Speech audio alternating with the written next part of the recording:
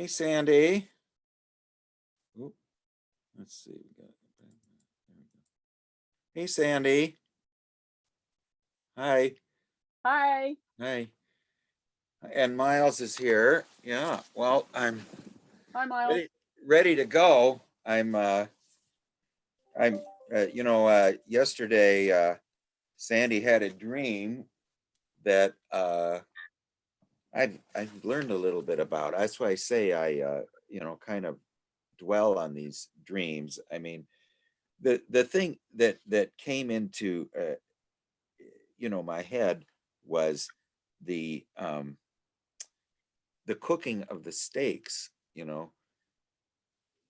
What does that mean, when they're talking about cooking? you know well, it's an incubating or a brooding over a slow fire. I and love and what that means is giving your attention to the imaginal world is a slow fire. And through that slow fire, we can allow the imaginal world to come alive in our own awareness. I just got done with speaking with Stuart. Stuart is kind of a little shy. He says about coming back because of I don't know. It's just so important to him. But he did during his. Just get there. We go. I got Gary is here and Sue. Yeah, hi Sue. Well, I was just mentioning Gary that about Sandy's dream about the cooking the steaks, and I had just it just reminded me of this image of what is a cooking, what is a transforming, what is the meaning of cooking in alchemy, or that, and it's the slow fire of incubation and brooding that brings the imaginal alive within us. And I just got done with a session with Stuart. Stuart is a little shy about exposing his control to anything. I mean, he's afraid that the control will be offended. And is, hey Tim, how are you doing? We're just talking here about well, anyway, so Stuart, I started with talking with him about 8:30, and he went into a trance, and then he this voice took over his control, named Patrick, and he spoke directly to me, and he kept calling me my friend, and uh, anyway, one of the things he said is he says that you people here, hi Amber and Sue and everybody. Oh, and Lewis, yes, okay. Uh, well, anyway, he said that this Patrick said that you have it a little easier than we did. He says he says when I was alive, he says that he said I would sit by the trees and I would go fishing, and he says I would speak to the animals that came up, and he says that's how I learned to hear the voice of God. you know he says now you people don't have nature anymore. He says so now you need to talk to yourselves. So it's a little different. It's a little different, and he was sort of envious a little bit. I told him I was not all that envious, but anyway, um, I thought we'd go through, these, just review the 6 practices, which, you know, they call the first conjunctio. This thing about the conjunctio is an invention of a student of Paracelsus who was named Gerhard Dorn, and he came up. I mean, it's not his own, but it's his own realization, or he brought it into the world of these unions of spirit and soul, and then spirit and soul with body, and then spirit, soul, body with the unus mundus, which is where the material world and the living world of the autonomous psyche are one. So that's the third conjunctio. And as far as the way that Jeffrey Raff is organizing his teaching of how to do active imagination, he has 6 practices that have to do with the first conjunctio, which was called, is being aware of the other, of bringing the other into ego awareness.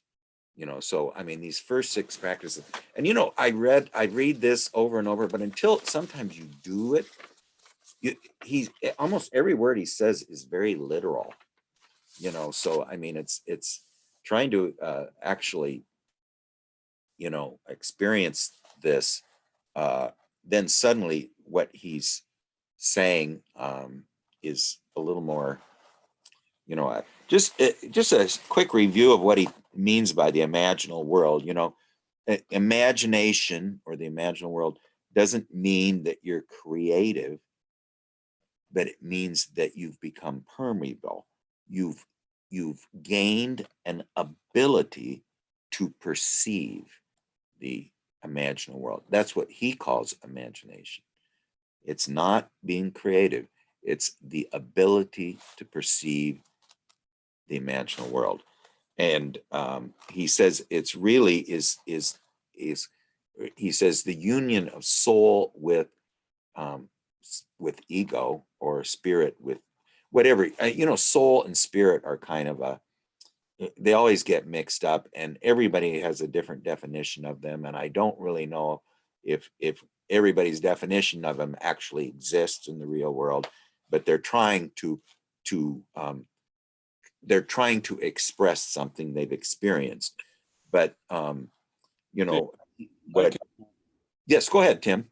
I can give you Yeah. Just a view into how I see the difference between those things. Yes. It has to do with the anima and animus. I think a person with an anima has a soul, and a person with an animus has a spirit. It's helpful for me to think about that because the soul for a man has a feminine character, and the spirit for a woman has a masculine character. Mm-hmm. And so the place where I look for my inspiration or illumination comes from the great feminine, which is an earthy kind of a source. And it seems to me that the place where a woman has to look for inspiration comes from a more masculine, airy, spiritual force. And so it's helpful for me to think about the distinction in that way. Well, and I read something very interesting. Oh, Stuart is coming. Yes, great. Stuart, thank you so much for visiting us. You're here. Let me unmute you. Okay, there we go. Yeah, you're unmuted. Those are great. Oh, so I'm still a little shaken, but anyway, we're just kind of talking. We're just going to be talking about the 6 practices to get spirits, the first conjunctio, and of uniting of the other with ego. Okay, and Tim just mentioned the difference between what he saw as, and we just discussed this, the difference between anima and animus. And I just wanted to mention something I had heard from one of Jung's students named Vera van der Heit. And she was I actually, in that Google Drive I sent you, there's a video of her, but actually somebody's posted it to the Forever Young link at YouTube. If you just put in Forever Young, it's a little easier to get to. But one of the things Vera van der Heit said was that both genders have anima, okay? Both genders have spirit. And she said that the reason the anima is in the unconscious in a man is because it is what leads him into what he lacks, which is earthiness, you know, and the reason that what the woman lacks, I mean, both sides have anima and animus, but the other side, the animus, for the woman is the spirit that leads her out of the earthiness into the outer world. So this is her guide into the outer world, where the man is already existing in this very extroverted fashion. You know, Joseph Campbell said that the woman, this was in the original groups of people, the woman would sit in the village and the man would establish a perimeter, you know. So he would protect the inner hearth by establishing a perimeter. So the man is already kind of extroverted in the outer world. He needs to return to the hearth. The woman is in the hearth and she needs to have some energy that's going to bring her into the outer world. And now, Stuart, you just stated it very beautifully about that the progression between the shadow being able to relate to the anima, and once you've related to the anima, then you become somewhat genderless, and you can now experience the self directly, you know. And Jung mentioned, this is kind of a controversial thing, that once you and the anima have produced the divine child, the anima dies. Now, she doesn't literally die, but she merges. And now the divine child, I mean, this is the direct relation to the third thing. It's not really to the self, but it's to the third thing where the opposites can unite in time and space. Now, as Stuart and I were talking, a lot of this is just mumbo jumbo, but did you want to say a couple words about that as far as what you were telling me about the animus, Stuart? Or anima? Yeah, I can. So this is just my own experience and my own realizations of working with the process over many years. That the feminine side of a man is receptivity. So the anima is inherently this receptivity. It arises as a receptive figure, if you like, but more than that, I prefer to talk about the anima as a field rather than as a single image. I think the image of the anima that a man gets is really the shadow image that he needs to get. I think receptivity will attract imagos to it. So whatever imago I'm carrying within myself, unfinished process, early images of mother, all that sort of stuff, you know, which is where I need to get my needs met from. That's going to be reflected back to me through the appearance of the anima. So the way I relate with it is in a personified form, but the anima as an effective presence in my life is a field that reflects my own content back to me. So gradually, as I work and integrate more and more shadow dynamic within my own life, and as I mature, and that shadow burns itself off, you know, my early stuff starts burning itself off, the anima is no longer going to hold those imagos and reflect the images, the corresponding image back at me through my life. I think it's important to remember that the anima for, and I'm speaking purely for as men here, may apply to women as well, but the anima's access to me is both internal and external. I'm living within consciousness and I am consciousness. So I'm going to experience internal and subject and object of all of these dynamics. So I meet the girl walking down the road and I want to jump on her and have mad passionate sex or whatever with her.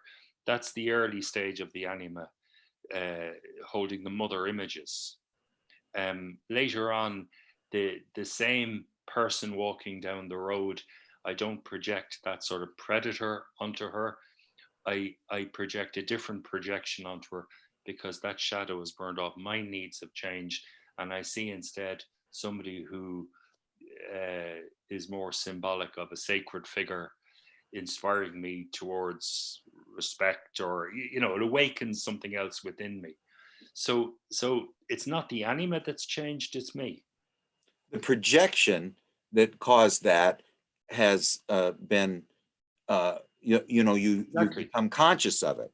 So once you become conscious of the projection, this image that you were, which is really the objectifying of a human being, is a projection.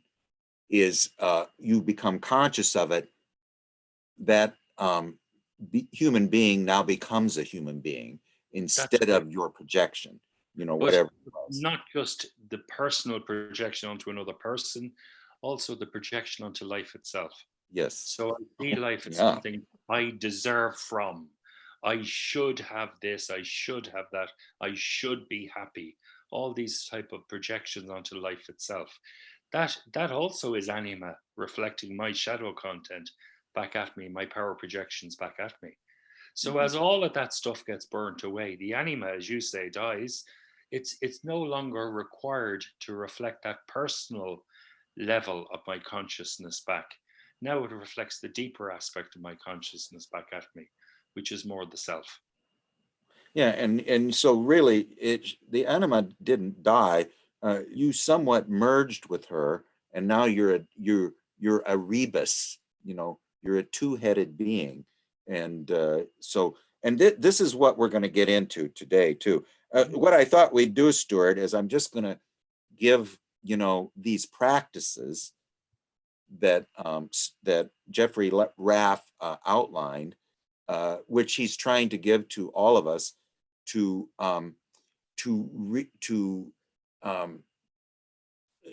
the idea is to bring the other alive in ego awareness, to bring that other in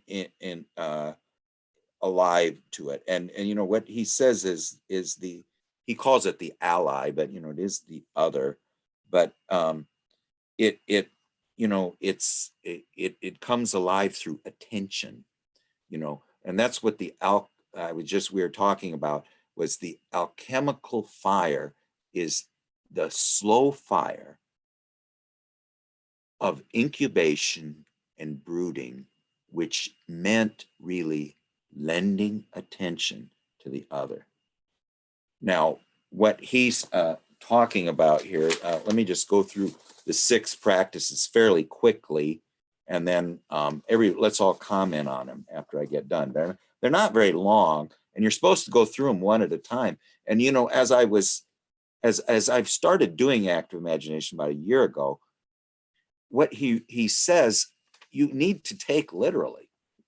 You read it and you sort of gloss over it, but then when you actually experience it, more what he's talking about. But the first practice, number 1, and these are just is what he calls imaginal play. This just introduces us to the voice. It's beginning dialogue skills, and lending our mind to the ally. So this is where pretending comes in. I mean, he's saying the best practice is to not just lend your attention, to become the other, and to speak as if you are the other, to pretend you are the other, and to speak to yourself as if you're pretending you're the other. Craig, And yes, Craig, just before we get into the practices, just a bit of clarification for me. The anima is always present, I'm thinking, but the other, would we not say that the other is myself, my greater self, capital S, that we want to bring alive, and that the ally is there to, I'm thinking is an ally to help me, you know, with respect to appreciating the anima is always present. That I'm, the other that I'm trying to bring alive is the self, the deeper aspects of me. Is that fair? Yeah, I think you said it a little bit differently. I'm not sure. Well, you know, one thing I read this morning, and a book that is really is almost more important than ally work, is the one called Healing the Wounded God. You know, and one thing, you know, Raff emphasizes in the first part of the book this, that the only Lord is the Lord of the individual. The only Lord that exists is the Lord of the individual. And this is a Sufi realization that each one of us is completely unique. There has never been another one like us. And that's for a reason. And so this self that we experience first is a self is a personal self. It is the image of the archetype of orderness, which is the, you know, the definition of the self that we were born with. It's our own. And this this figure that comes through has its own name and its own face. I mean, that's what he's talking about, the ally, as that it's the one that we're born with. It can introduce us to the transpersonal self. And actually, that was what I think I heard today, Stuart, was that that this at some point we let go of our separateness, you know, and we realize that we're one part, and I can't remember what it says, of the universal participation in the joy of aliveness. I might be misquoting that, but can I just respond to Miles there, what he said? yes. Miles, that would be my experience of it as well, that the anima is life responding. You know, it's like I experience a response from life no matter what I do. Every breath I take is responded to. So that's the anima field responding that back at me. Meanwhile, within life, I'm having this experience of myself. So that also is the anima responding, but it's reflecting self back at me instead of something that might be more disguised, not recognized as self. So in terms of the manifestation of the ally or the identification of the ally within our life, that's part of the anima relationship. If we don't have a relationship with life itself, we're not going to enliven life sufficiently to reflect self back to us. Self will manifest in a different manner to us, telling us, listen, you need to be more alive. That would be my sense of it as well. So I think, Well, and this is something I was reading today from Jeffrey Raff, and he was talking about you know, a person who was somewhat similar to Jung, but you know, was more involved in mediumship and in was Rudolf Steiner, you know, who was slightly older than Jung, I think he was born in 1861, so he's 14 years older. But this is something Jeffrey Raff has studied, is what he calls the esoteric tradition. You know, not only of Sufism, but alchemy and Gnosticism, and also, some of the traditions that came about at the turn of the century, from the 19th century to the 20th century. There was just a huge collection of percolating spiritual practices that hadn't existed before. But anyway, one of the things he says is for Steiner, spiritual evolution that does not take place within an individual is of no great value. In this, he clearly resembles Jung, and in his honoring of the unique, unrepeatable individual who recognizes the divinity of self. So, I mean, there's an idea of why is it necessary to have all of these, what Jung said the self didn't want was dreary little mirrors that just reflect back his own light to him. What the idea of the uniqueness of each individual is that the inner world grows as with our growth, so there's this is what he's saying. For Steiner, spiritual evolution, that means in the human race, does not take place, that does not take place within the individual, is of no great value, as far as Rudolf Steiner was concerned, and that was what Jung felt as well. But anyway, I'm just going to quickly go through. Go ahead. Greg, just one thing when you say that, Yes. I'm just reminded of a time when Patrick, that the trance control that would speak through years ago, and I was doing it a lot. I remember one day him coming through and saying, without us, there is no them.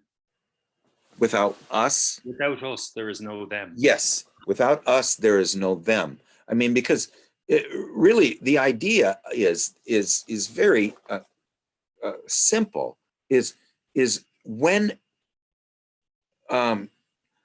leaving Eden means that the ego now exists broken from nature. But this leaving Eden was absolutely necessary for there to be an us. And for if there is no us, there is no them. So there needed to be a entity in time and space that was broken from the participation mystique of the animals and the plants and the insects and all of life.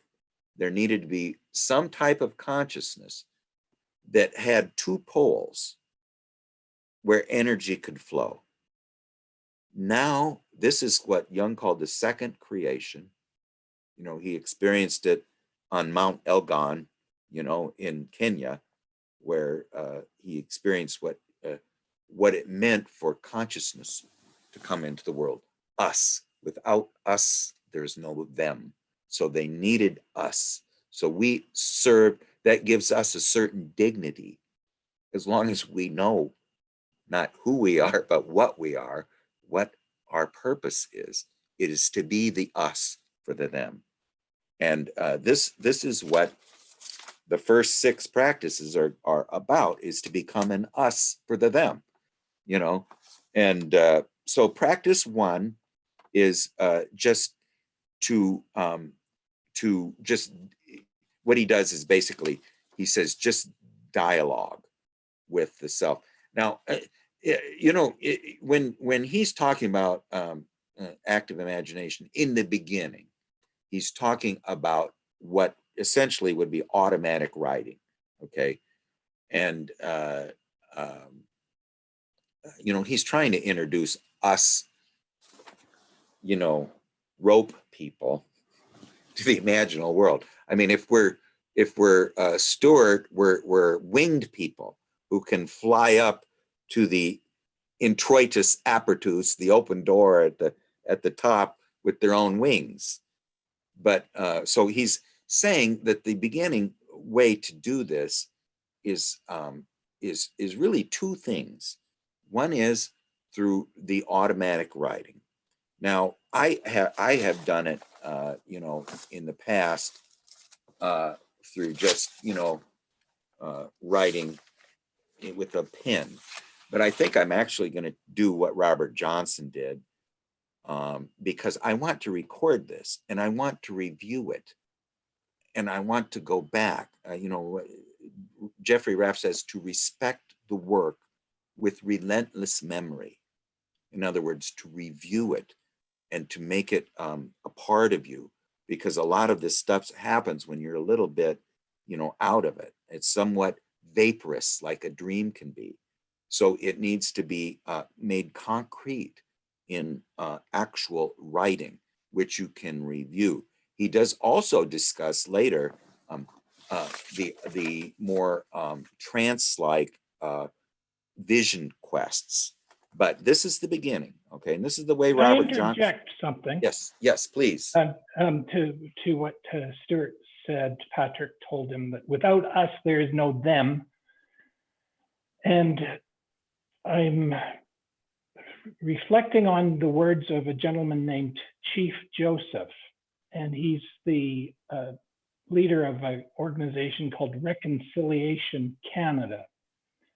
And it's all coming out of this truth and reconciliation process.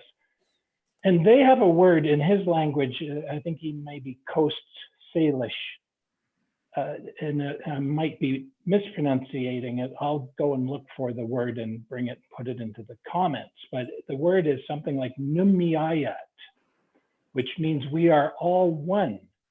And the indigenous people of everyone I've met is very much about their culture, their value or their virtue is in all these different indigenous groups, one of, you know, we need unity. Chief Oren Lyons, the faith keeper of the Haudenosaunee, the 3-row wampum or the 2-row wampum is peace, equity, and the power of the good minds, which is unity. So in summary, there's without us, there's no them. And we're in this perpetual initiative of working for unity. And it's a never ending quest for unity. And there's always the opposite is the forces of repulsion. Is that a good way to summarize some of this? The them is the we them. Yeah, the them are those beings who exist in the invisible world, you know, and there's not going to be any unity until there is an us who the them can unify with, you know. I mean, if we're always these little egos that are, you know, turning and turning in a widening gyre, the falcon cannot hear the falconer. You know, things fall apart, mere anarchy has come on the world. I mean, we are the falcon that doesn't hear the falconer anymore. The falconer is the them. The falcon is the us. And until the falcon realizes that the falconer is its guide or its you know, center, then you know, I mean, that you can't have unity. I mean, it's one thing to have unity amongst outer peoples, but which I think they're probably talking about, that all the world is one, all the world is one. But I mean, the unity we're talking about here is with the living entities who exist in the invisible world. Do you have anything to add to that, Stuart? No, I think it's spot on. Where I was going there as I was listening to it was that we're on the extremity and they're closer to the center. So they hold more numinosity for us than us for them, as it were. And yet without us, they cannot come into being. They have no material existence outside of our being. So we are very important for their evolution, in a sense, for their expression. They are instrumental as life unfolds, but we are the instrument through which life unfolds. So they're imprisoned. They're imprisoned to some extent, or they're captive in the invisible world, and they're longing for the light of ego consciousness. They long for the light. They long for the light, and yet, you know, this is what Patrick said was, we do not come empty-handed. You know, we're not coming. This is what that Sandy, that was what the character in your dream said. We don't come empty-handed. You know, if you bring us into your world, and this is what all of this book is making these figures alive in our ego awareness gradually, through giving them attention, through giving them this slow cooking fire of attention, bringing them gradually into the outer world. And then eventually, I mean, he goes through these 6 steps, and the 6th step is where you take it into the outer world. I mean, and of course, that's only the first part of 2 more parts, okay? You know, he starts out with just the play of doing automatic writing. The second part is after you've done this dialogue, where and at least you become aware, you begin a dialogue, you begin your dialogue skills, you're introduced to the voice, you know, and then in the second practice, he says the wisdom of pretending. Now, what he's saying here, this is really lending attention, is that you see a figure in the other world, or you saw a figure in your dream, okay? Then you go into an active imagination, you imagine the person you saw in your dreams, and then you imagine you are that entity, and you try to see yourself through their eyes. You see yourself sitting there, and then you speak to yourself through their eyes. I mean, this is something that doesn't come immediately, you know, but if you do it long enough, then it really isn't pretending anymore. And he says sometimes if you're doing this, you might say, now, did I say that, or did the other say that? And he says, if you have any doubts, ask the other. Did you say that, or did I say that? You know, and he says, if you don't get a satisfactory answer, just assume the other said that, you know. But I mean, that's the second practice of pretending. And then the third practice is learning to hear the voice. And that is, you ask a question of the voice, and instead of just writing the question, try to put yourself, again, through pretending, that you are them, and then try to hear what you would say, or you pretending to be them would say. So this is now, he's getting a little bit more into the visionary aspect, is learning to hear voices. I'm just going to go through these real quickly, but I mean, what Philemon, he mentions what Philemon told to Jung. You think that you invented your thoughts. That's a strange concept. We don't agree with that. You know, if you see a meadow in the field and you see an animal walk into the field, do you think that you created that animal? No, that animal walked into the field all by itself. You know, you think that you created the animal that walked into the field, but it's not. The fourth practice, and I'm going to go through these quickly just so we kind of have a outer outline, okay? The fourth practice is to find the felt sense, and he says that the felt sense is the other,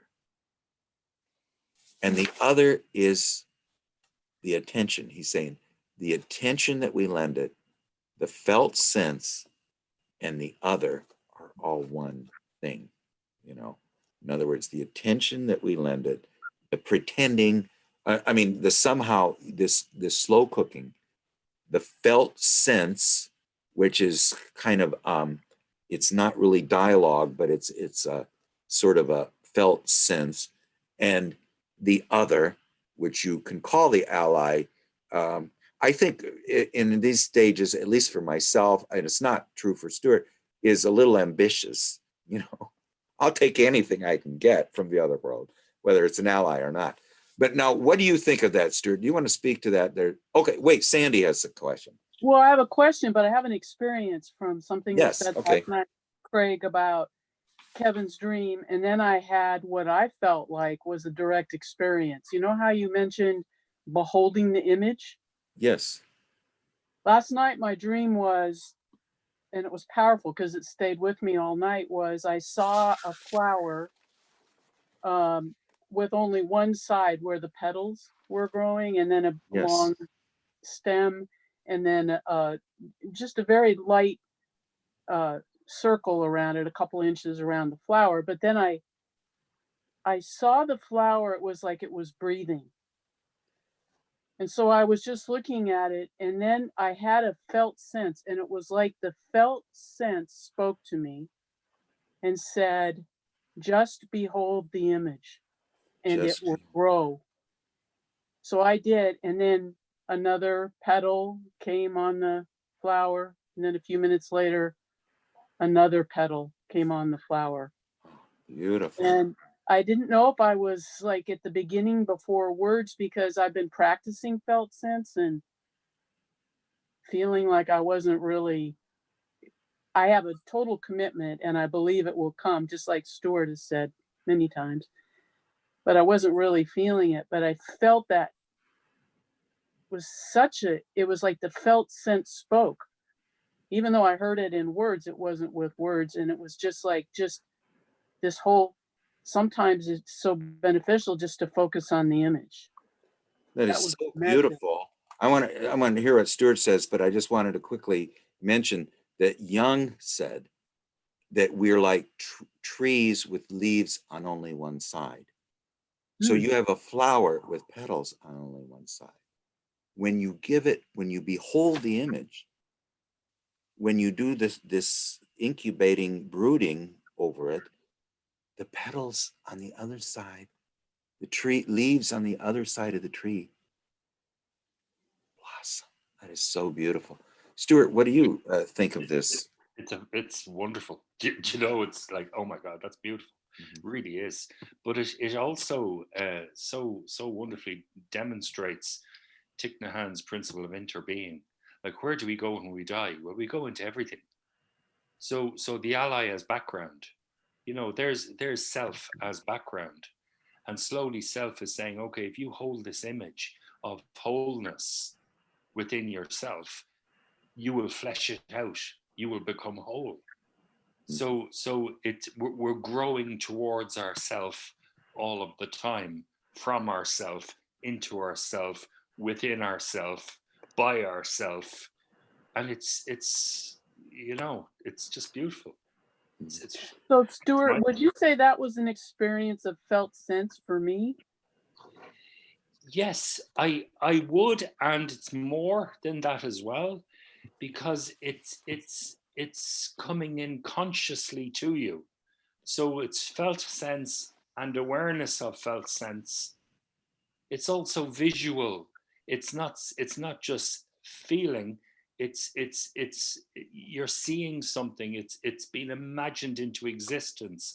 It's starting to manifest. Even in the dream realm, it's coming into your world.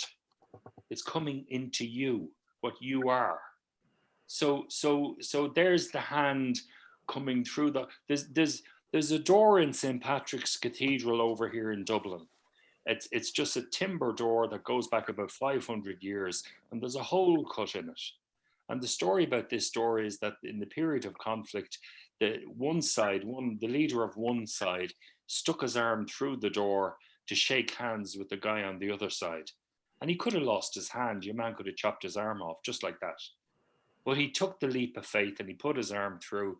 And in doing that, this peace was created and the conflict was gotten rid of.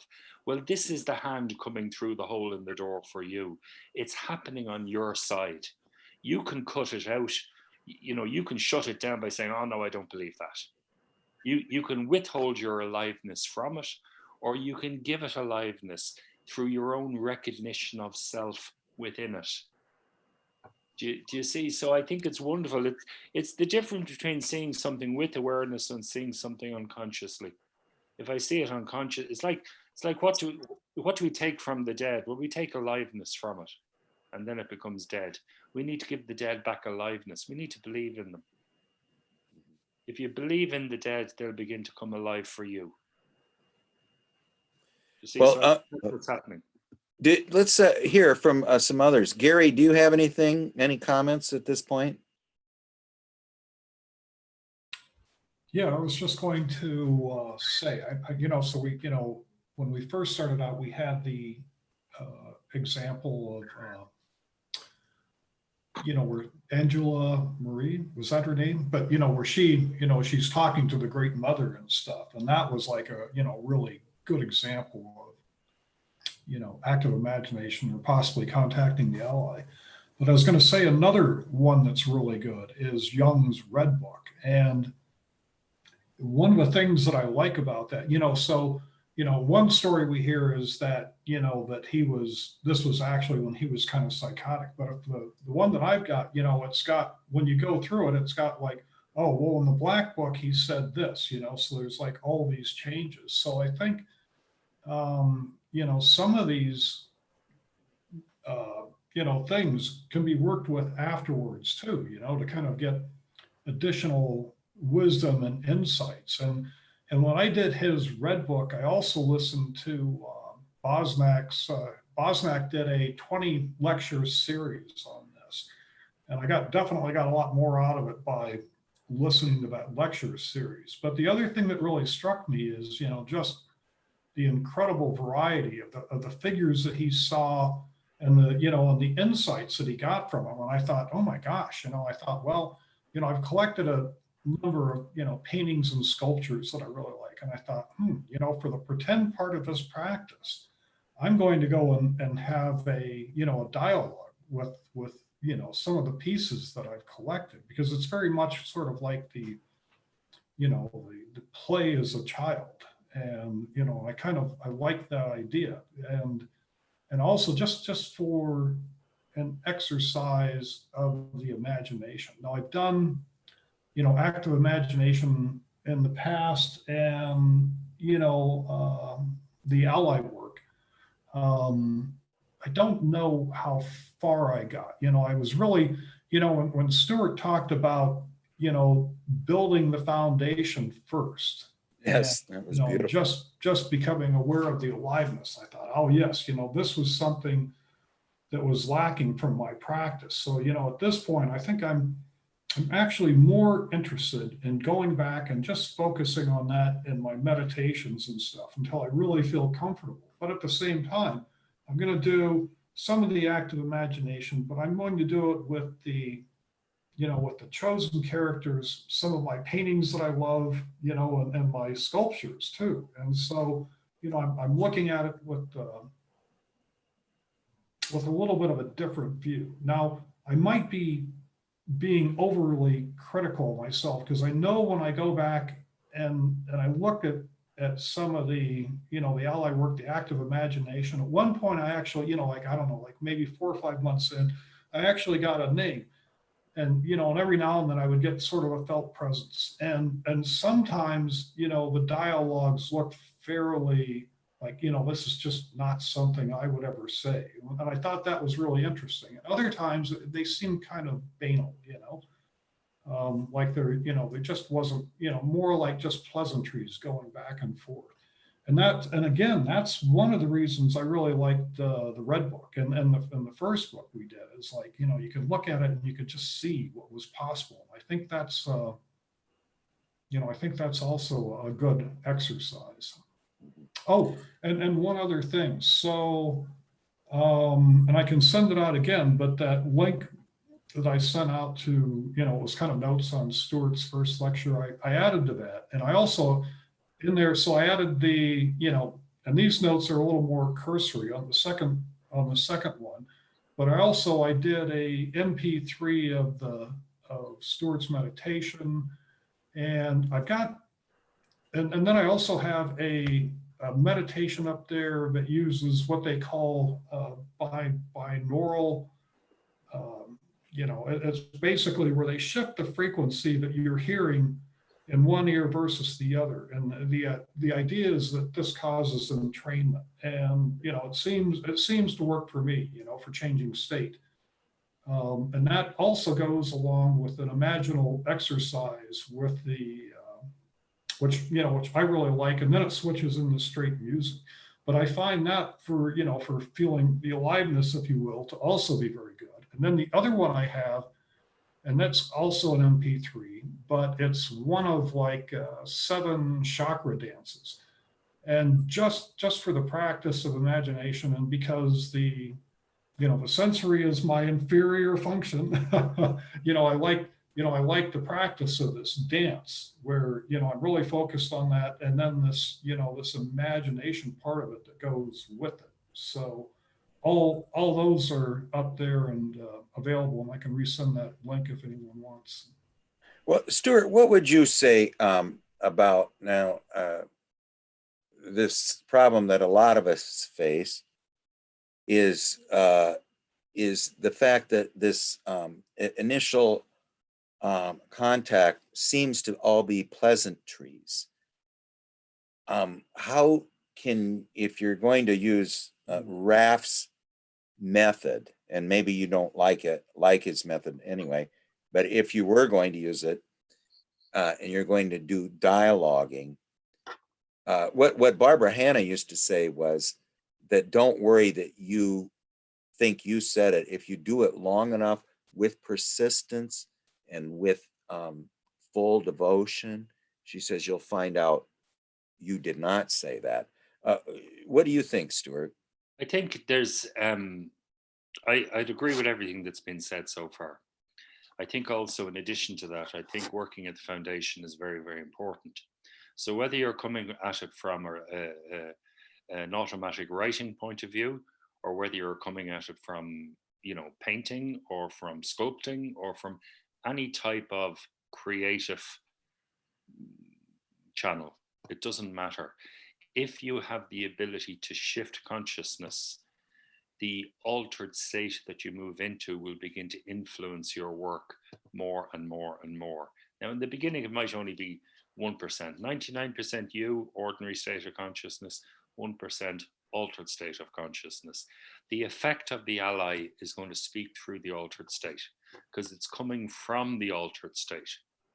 It's coming from a consciousness outside of our own, if you like, our own ordinary state of consciousness, owned consciousness. So gradually that influence is going to work its way in. It's going to affect us more and more and more.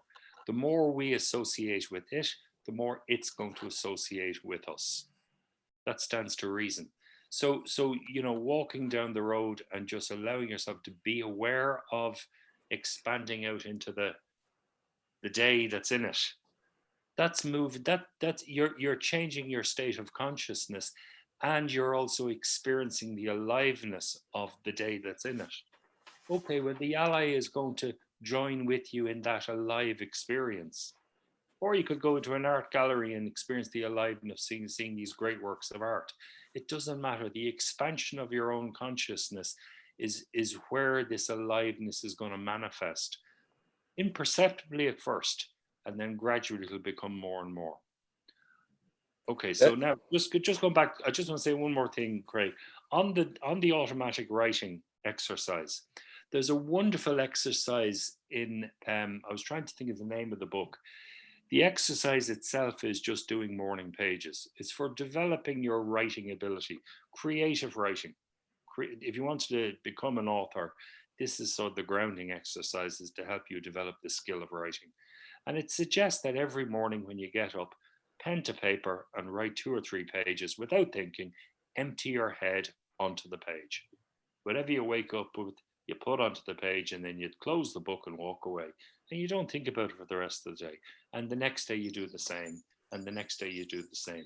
So you're developing this ritual, this agreement with the writing, with the spirit of writing, to enter into this space and be its writer for it.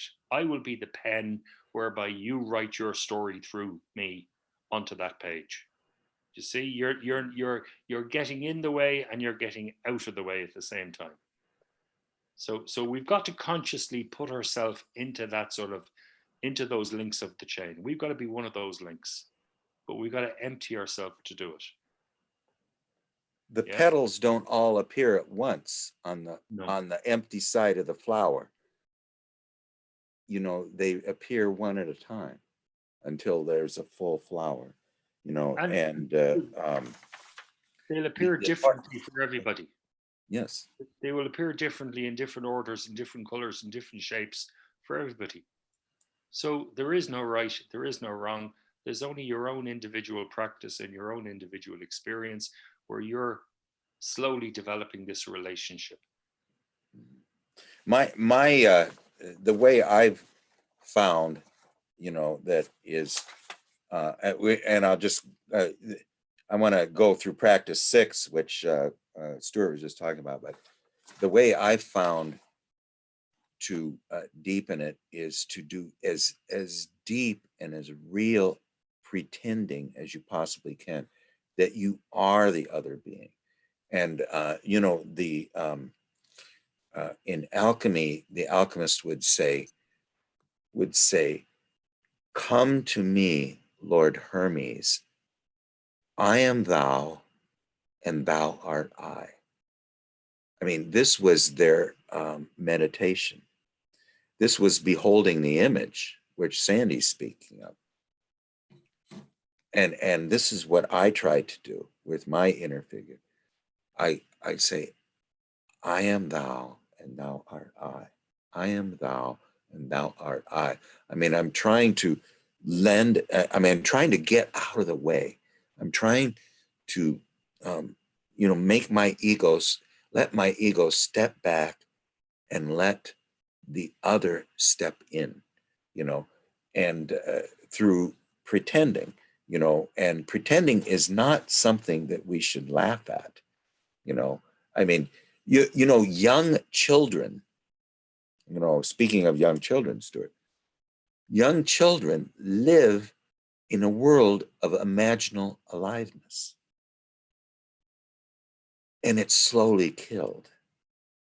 What they're doing is not, if it's true imagination, this was how Jung found his, he said, you know, the task was to find out what his own personal myth was. And the way he rediscovered it, what were those things I did as a child that made me come alive? And so he started to, you know, work with little sand castles and things like that, building little towns with stones, you know, because that when he remembered when he was a little child, that was what became alive for him, you know. And you know, I had experience of this, just to tell you about the magic of pretending, and please don't give that word a stigma, is my wife and her sister and her 3-year-old child are sitting around the table wrapping Christmas presents. And my wife is an orphan. You know, she lost her sister about in 1977. She lost her brother. Her sister was an amazing being. She lost her mother and she lost her father. And it's always been this great mystery, this beautiful sister of hers who haunts me. His name's Heidi. And this 3-year-old son, while they're wrapping Christmas presents, turns to my wife and she says, "Your sister misses you very much." This is the child, the world of the child. And, we're all just dumbfounded. And I asked, his name is Max, and I said, "Did she say anything else?" And he said, "Yes. She said she was supposed to go to a wedding, but she missed it." Now, that was one of the reasons she kind of OD'd. She asked this guy to get her out of her parents' house because she, had no job or anything, and she's a little bit crazy, and she's doing drugs all the time.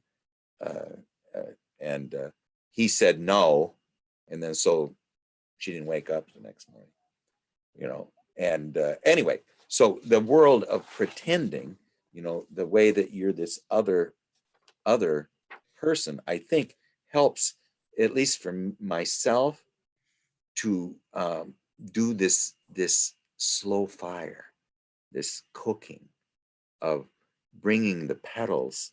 It's 99% me, 1% the other. Maybe next time it'll be 98%, and these petals will start to appear on the other side. And I'm not going to be this tree with one leaves on only one side. Well, I'm just going to go through practice 5 and practice 6 real quick, and then maybe we can review them too. I really love this concept of respect the work with relentless memory, through reviewing, because then it doesn't all go into the ether. You're starting to, the petals, I think, become more concrete when they form. If we don't just, after we're done, just go, it's a vaporous dream, it just goes away. The relentless memory helps it develop. Go ahead. Craig? Yes, Louis. Regarding the subject of creating unity, Yes. Annie, Yes. it's interesting to note that this concept is not only found among indigenous peoples, but it's found wherever you can find recorded history. Yes. And this is a great function historically that has been performed by churches, temples, mosques, totems, in creating what we might call congregations of like-minded human beings, many of them coming together in unity. I believe that this is one reason why in psychology and religion, Dr. Jung devoted, he wrote lengthily about the church and the Mass and the sacrament of communion.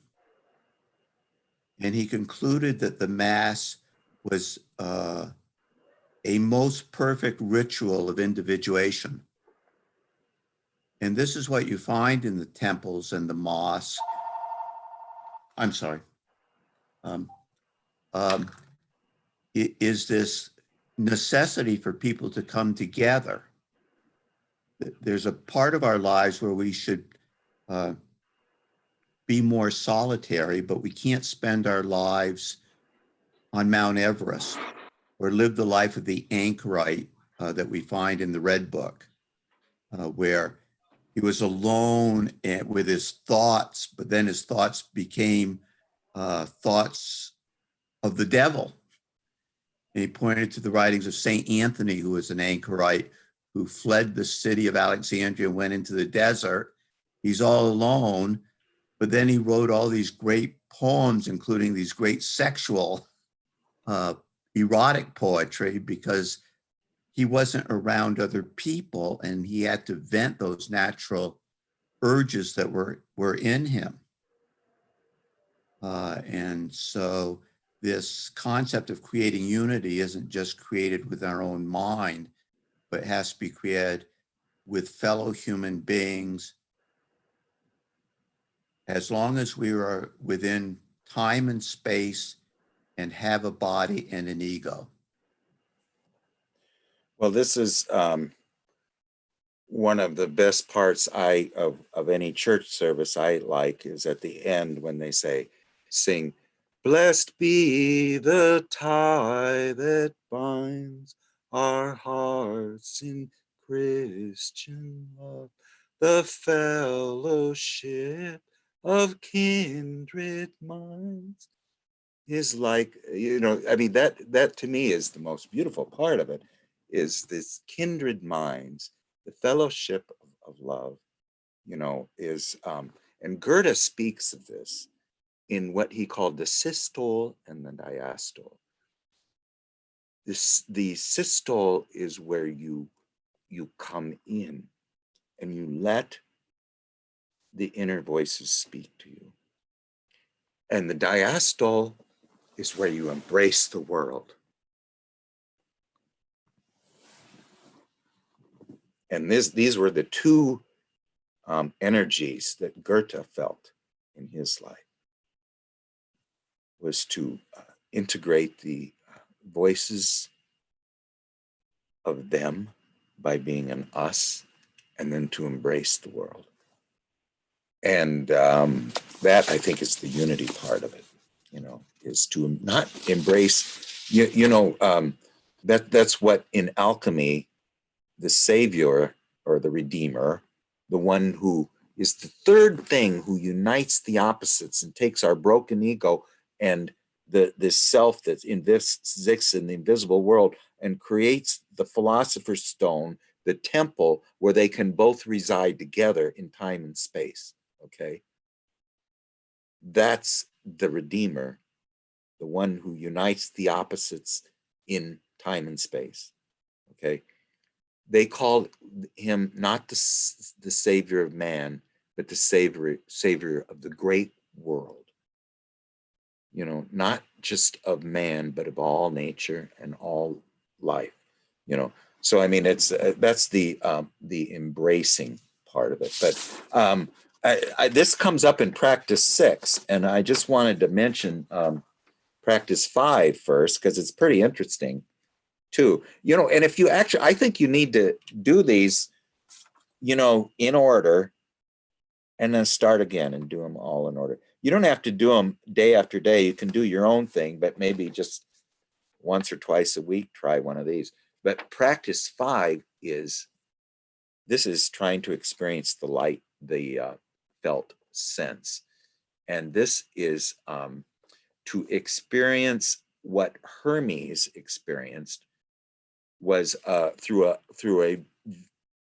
what you wouldn't think that Lord Hermes would need an enlightening experience or an experience, a road to Damascus experience. You think he is the road to Damascus, but he had a road to Damascus experience. And that was, he met his ally, whose name was Poimander. Okay. And Poimander showed him, when he encountered Poimander showed him a great light. And that great light was, he said, is what totally transformed him. And so practice 5 is to experience the light of Poimander through your other. You ask Poimander to give you the experience of this light. And this is not just the light of it's the light of also what's called the lumen natura. This is the light of nature. And it also can be the light of the void, which is spoken of in the Tibetan Book of the Dead.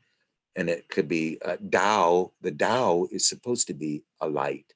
The Tao is also thought of as an illumination. But anyway, that's experience 5. And that, he's saying, will help you develop the felt sense. So I mean, the first 3 practices, well, there's a blend of the written dialogue and trying to hear the voice trying to see the light. And then the sixth practice is embracing the world. I mean, this is the idea, and I am trying to do this, and you know, I'm a fumble bum and very clumsy at it, but I'm trying to do it. Everywhere I go, I'm trying. I call my other, or maybe she called herself as Barbello. You know, she was mentioned in the book of Judas Iscariot, where he sees Jesus. This is before he became a disciple. He sees Jesus for the first time. And he says, you know, he doesn't know who Jesus is, but he sees him.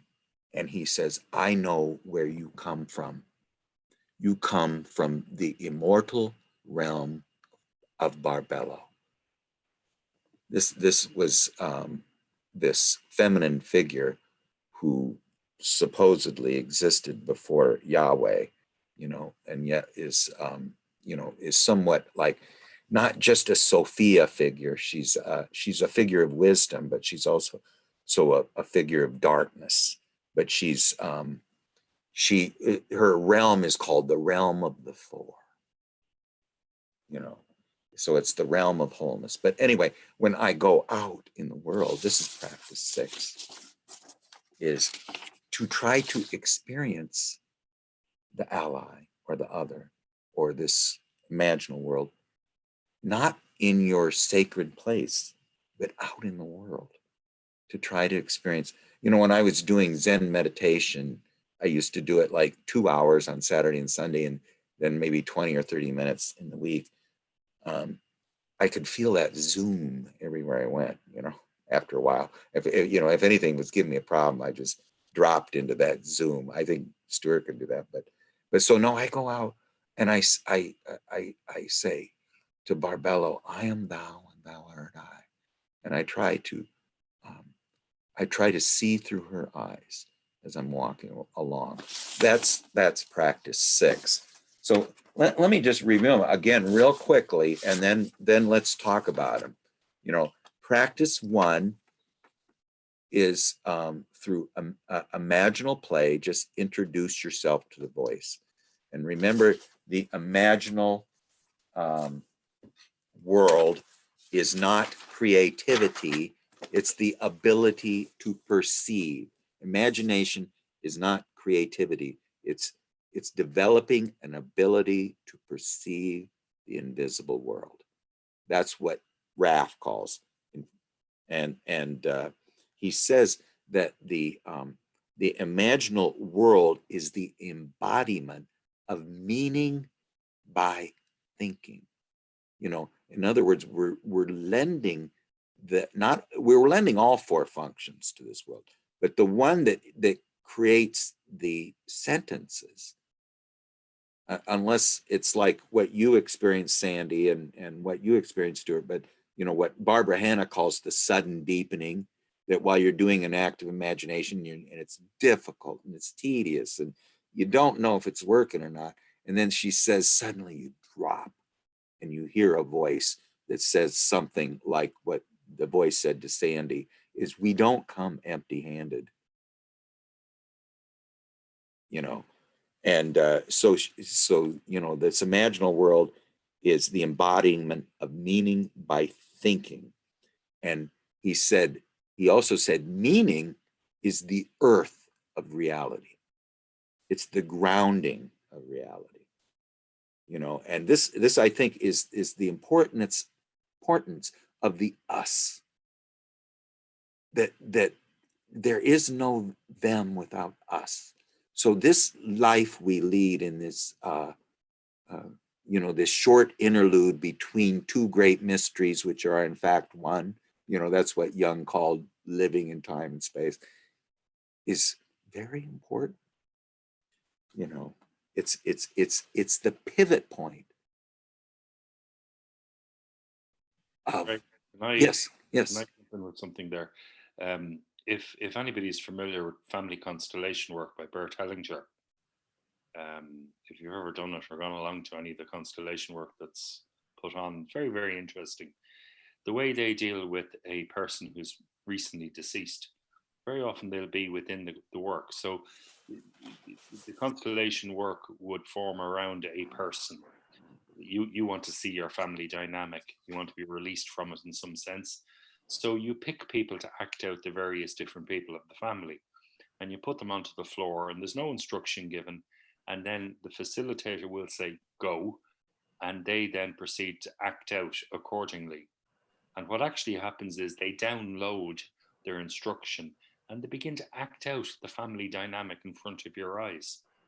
Now, very often in doing that, you get to a point where it becomes a bit stuck, and the facilitator has the permission to bring more people onto the floor. So they might call in a recently deceased person. So maybe a dead parent or a dead grandparent or somebody who's important will be placed onto the floor. And just by bringing them into the environment of the constellation, immediately it brings new energy to the constellation and new life happens. A new dynamic is enacted just by the representation, just by making visible the recently departed. Now, if you look at the way we work and how we approach this work, we need to believe.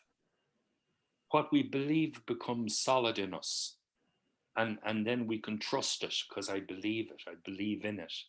So by gaining knowledge around these areas of whatever way it touches you in your life, by looking for evidence of the dead within your own life, what you're doing is you're building up a body of knowledge within yourself. You're giving yourself reason to believe. You're moving closer step by step to the other world. And all of that is part of the foundational work. The more we have experience, the more we're going to have knowledge of, and the more we're going to allow ourselves to be involved with, because we have the basis of a belief within us. It's no longer unknown ground. Now it's semi-known ground or known ground. In the family constellation work, the way that they describe dying would be that somebody who dies moves to being resting in peace. But they've broken up that resting in peace into not quite at peace, resting in peace, or deeply at peace. There's different levels to the resting. So the people who are not yet at peace, they still have their affect within this world. They haven't departed. They're still close to this world. Do you see? So similarly, the people who are deeply at peace, the people who go on to form the energy of our ally, they're not part of our known families. They appear back into our life as an unknown person with a strange name, perhaps, from ancient times. It makes no difference. They're rising up out of that deeply at peace place, and they have to come in through the substance of our own mind. They have to enter into our perceptions, into our belief system, so that we can make it real within ourselves. So any type of knowledge around that edge where this world ends and the other world begins, any personal experience you have, you've got to go down and sit in the graveyard. Have a picnic in the graveyard someday. Bring down your flask and a sandwich or whatever and sit quietly in the graveyard, and you'll find out just what a busy place it is. Do you see? It's full of memories, full of life, but it's not centered within a body. It's all around. Birds will be flying overhead and trees are growing over it. And, so associate with it, and it'll begin to associate with you. It's open your heart. I mean, and is what Patrick said, but the idea is too, which Stuart said, was your mind and your heart are one. I mean, the thinking to become that graveyard type of thinking, I mean, Shiva sits in the burning ground covered with ash. I mean, there's a reason he does that, and that is really to be in touch with the subtleties the beautiful subtleties. I mean, might be, this is not very, this I think is a little Northern European of me, you know, as being someone from Norway, but I don't go for just, you know, the light. I mean, I like the subtleties of the neutral, of darkness and light, the lunar world, you know, and I think I do need it because I'm, you know, one of these people who you shake my hand and it doesn't even exist, and I give you hugs that are marshmallow hugs, you know. I'm sort of, I need to get my feet on the ground. Sue, I was wondering, Sue, can you unmute yourself or are you stuck? Can you, did you have anything to say, Sue? Oh no, I'm just a rank beginner. I'm just taking this all in. Oh, well, just be sure to not feel, I'd like you to speak up at any time. Okay, So I thank just you. want to make sure that you could unmute yourself because I think Sandy was having a problem there. So yeah, Yeah, so I'm fine. just do whatever you want. Okay. Okay, thank you. Great. Can I tell you the story? Yes, please. Okay. There's a guy I know in England. He's probably 70 years old now. He's still very much alive, but he was a trance medium all his life. He worked for spiritualism all his life. In his former life in this world, he was a docker. He was a welder by trade, and he worked in ships down the docks. So he's very much a man's man. No, you know, no space for femininity in that job. Anyway, he had an accident that put him out of work, and he sitting around at home wondering what to do next. And he started to get interested in spiritualism. So one day he was going down to London. They were driving down to London, three of them in a car, driving down to London, and the guy that was sitting in the passenger seat was the medium who was going to be giving the demonstration in London, and then there was this chap. And when they were driving along, the guy in the passenger seat went into trance and began speaking to the driver and the passenger, him in the back, and said to this guy, Ron, you know, you don't really believe in any of this stuff. And he said, nah, I'm not, you know, I'm only going along to see what goes on here. I don't really believe, it's nonsense really, you know. And he says, okay, well, he says, what I'd like to ask the driver to do is pull in the next lay-by. There's a lay-by a mile or two up the road. And when you pull in, stop the car. We'd like you to get out of the car. We have something there for you. So he went up and he, you know, suddenly the lay-by appeared. So he pulled into the lay-by, stopped the car. And they had told him that when the car stopped, he was to get out of the car and walk 10 paces in any direction he wanted. And there would be something on the ground for him. So he did that. The car stopped. He opened the door, got out, walked 10 paces in whatever direction it was, looked down at his feet, and there was a silver threepenny piece on the ground, an old silver threepenny piece, English money, on the ground. And it was dated 1933, was the date on the coin. So it was like, he was like, haha, that's great, put it in his pocket, fine. They went on down to the demonstration, and there were several mediums working at the demonstration. And in the course of the demonstration, this other guy was working from the platform, trance medium, giving a dialogue. And a conversation was started about, oh, by the way, do you know this other medium's control in the spirit world? So they asked one control about the other control. They asked one ally about another ally. And the question was, do you know them? Is he known to you? And the first control, the first ally said, we don't know him personally, but we do know of him through our friend in this world. So through the medium, they knew of this other guy's control. And then they turned around from the platform and they said, and we'd like to invite the gentleman who came with you as a passenger up to the platform. We have something for him. So Ron was like, oh, okay, here we go. Stood up, went up to the platform where the guy in trance with the ally speaking, asked him to hold out his hand, which he did. He held out his hand above it, opened his hand, and what dropped into his hand was a silver threepenny piece with the year 1934 written on it. Now, that actually happened. Why did it happen? Why was that organized, and why did that happen?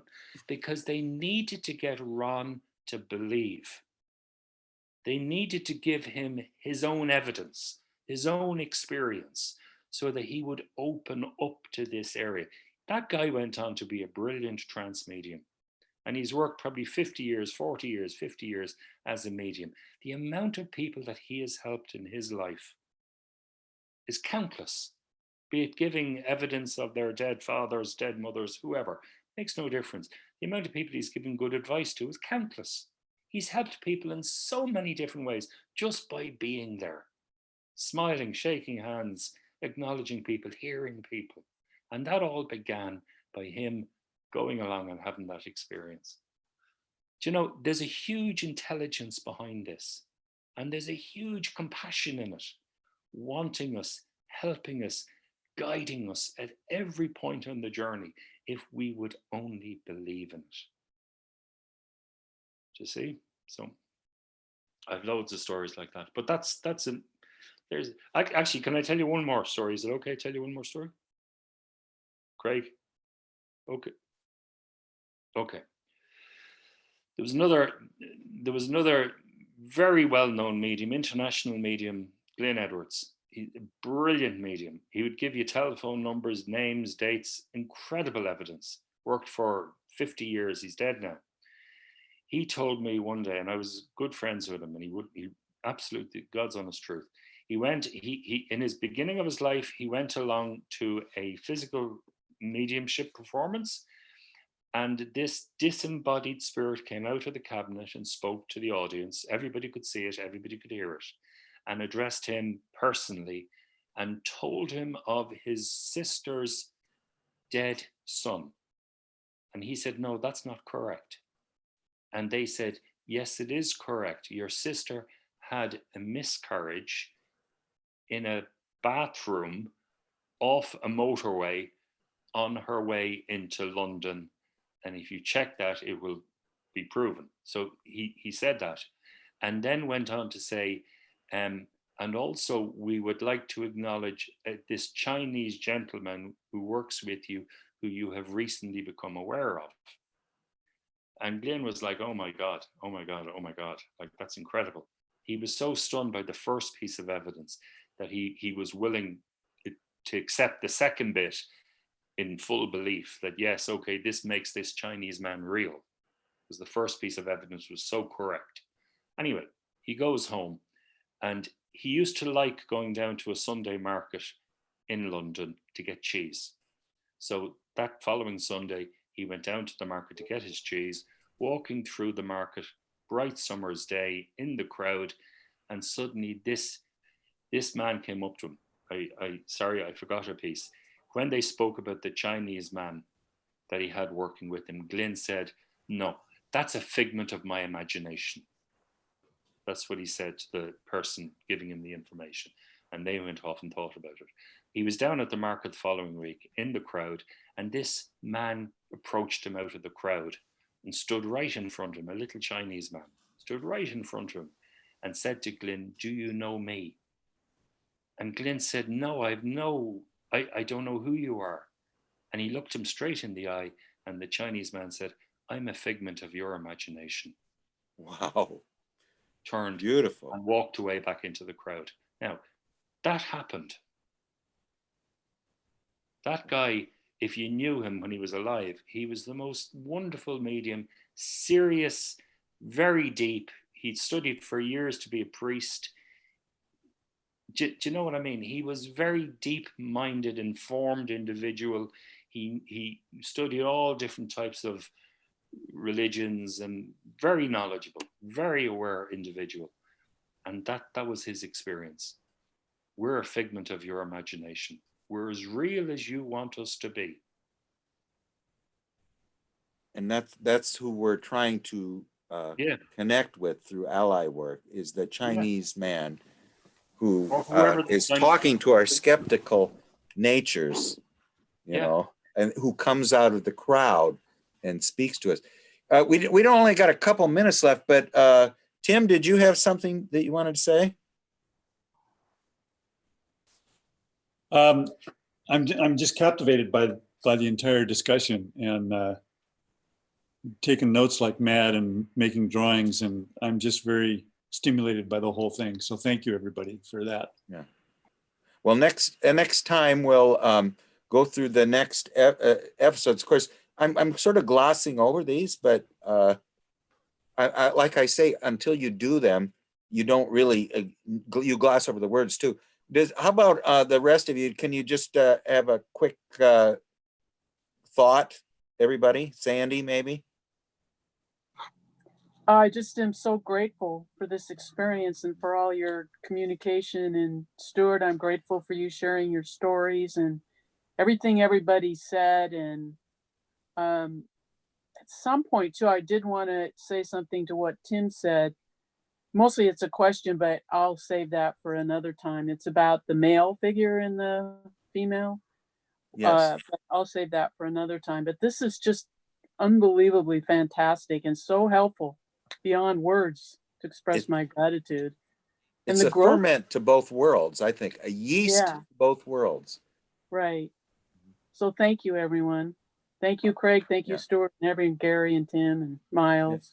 Well, how Sue. about you, Gary? Do you have any short closing? Yeah, just a couple of things. You know, when you were talking about embracing the world, you know, I thought about, like, you know, the times that I've been the most successful at that. I usually do like you know how you can do like a gratitude meditation and you feel gratitude towards the world. And, you know, and actually, you know, you can come out of these things just feeling a lot of joy, you know, a lot of happiness. And, you know, that would actually be a suggestion for the sixth practice. And then, you know, one other thing occurred to me too that really helped with Stuart's suggestion of feeling aliveness and just sticking with it in the meditations and the practice. And one thing I found in myself, and I don't know how well I can describe this, but you know, like usually, you know, you're kind of in your mind, in your head. But I found if I could transfer instead from my mind to my heart, to like the consciousness was actually almost like in the heart. Everything was just really magnified. Speak out of your heart. Open your heart. By open your heart, you mean move your awareness into the heart. Yeah, well, and speak yeah, out of the exactly, exactly. So like it was, things weren't in the mind anymore. They were in the heart. Yeah, Louis, do you have any closing statements or? No, I'm in my 6th week of self-quarantine. And as soon as we're done here, I'm going to hop on my little recumbent bike and do another half hour. Okay, great. That's fabulous. How about you, Miles? Oh, here, wait. Go ahead. Miles. Yeah, I'm trying to unmute you, but you're there. Sorry, You go. yeah. Okay, I had the chat open and yeah, thank you, Louis, for what you posted there. The quote from Jung reminds, I could talk probably for an hour with respect to my notes, but let me just jump over to what Sandy talked about, her dream about the flower or flower petals. And I wrote this down. I said, a petal, in my notes, a petal in its own right is beautiful, but when it is part of the entire flower, the mandala, there's another beauty in the unity. And there's an inner world in each petal to make it alive. And then there's an aliveness of the flower in its entirety. And that flower, the mandala, is created and supported by many varied components, you know, like right down to the rhizomes and the roots. So anyway, that's what came And to it's mind. breathing. It's And a it's breathing breathing. flower. Yeah, that and isn't it, you know, beautiful? it's really, we pluck the flower and it will live for a short time. But really, it ideally should stay with the rest of the unity of what is the entire flower and in the soil, right? Anyway, thank you, Sandy. Yeah. Yeah. Sue, do you at least want to just let us hear your lovely voice?